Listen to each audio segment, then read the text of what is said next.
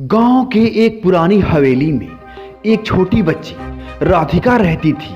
वह हमेशा से अपनी माँ के साथ वहाँ खेलती थी, लेकिन उस हवेली में एक अजीब सा माहौल था। लोग कहते थे कि वहाँ एक आत्मा वास करती है।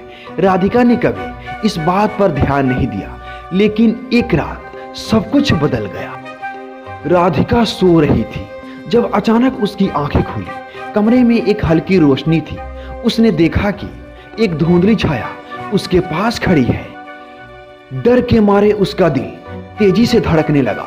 छाया ने उसे अपने नाम से बुलाया, राधिका, मुझे तुम्हारी मदद चाहिए। राधिका को समझ नहीं आया कि वह सब क्या हो रहा है, लेकिन उसने छाया की बात सुनी। राधिका ने पूछा, आप कौन हैं? छाया ने कहा, मैं इस हवेली की पूर्व मालिक हूँ। मुझे यहाँ से मुक्त करने के लिए तुम्हें एक रहस्य खोजने की जरूरत है।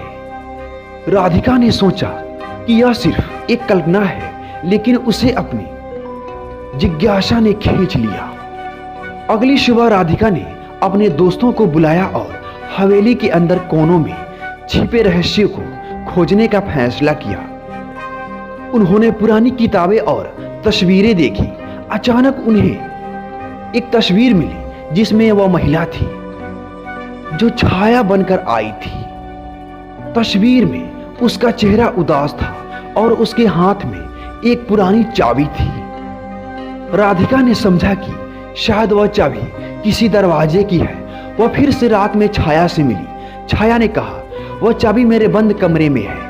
अगर तुम उसे ढूंढ सको तो मैं मुक्त हो जाऊंगी। राधिका ने हिम्मत जुटाई और हवेली के तहखाने में जाने का निर्णय लिया। तहखाने में अंधेरा था और हर कदम पर उसे डर लग रहा था। अचानक उसे दीवार में एक छोटी दरवाजा दिखी। दरवाजे पर एक ताला था। राधिका ने अपने दिल की धड़कन को काबू में करते हुए चाबी ढूंढी और ताला खोला। दरवाजा खुलते ही वहां से एक तेज हवा आई और छाया उसके सामने प्रकट हुई। धन्यवाद राधिका, उसने कहा, अब मैं मुक्त हूं। और इसके साथ ही छाया धीरे धीरे गायब हो गई। राधिका ने महसूस किया कि कभी कभी रहस्य और डर में भी एक सुंदरता होती है जो हमें हमारे साहस को पहचानने का मौका देती है। अब हवेली का माहौल बदल चुका था और राधिका को विश्वास था कि वह हमेशा उस रहस्य को याद रखेगी।